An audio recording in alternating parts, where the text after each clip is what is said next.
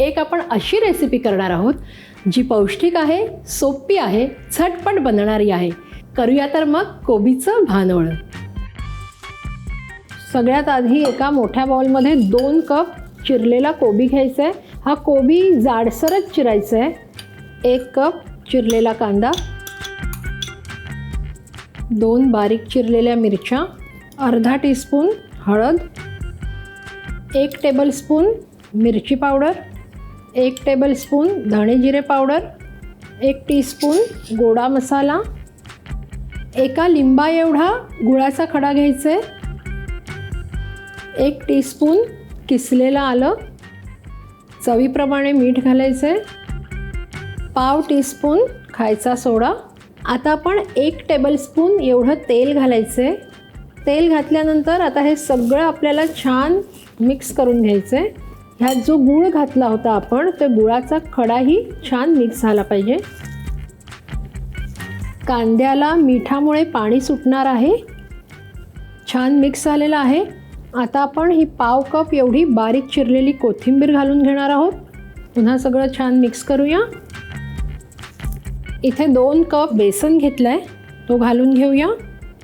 बेसन घातल्यानंतर आपण हे सगळं पुन्हा मिक्स करायचं आहे आणि जेवढं लागेल तेवढंच पाणी आपण ह्यात घालायचं आहे. थोडं थोडं करून आपण पाणी घालणार आहोत.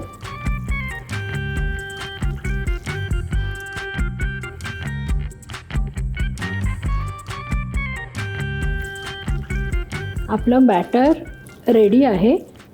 कन्सिस्टन्सी तुम्ही बघू शकता. भजी करताना जसं आपण पीठ करतो त्याच्यापेक्षा थोडंसं पातळ असं आपण हे पीठ बनवून घेतलेलं आहे. गॅस ऑन करूया. 2 टेबलस्पून एवढं तेल घालूया आपण. थोडंसं जास्त तेल लागतं. हा जो पॅनचा बेस आहे तो सगळा कव्हर झाला पाहिजे. तेल गरम झालेलं आहे. आता हे जे आपलं बॅटर आपण बनवलेलं आहे भानवळ्याचं, ते सगळं ह्याच्यात घालून घेऊया.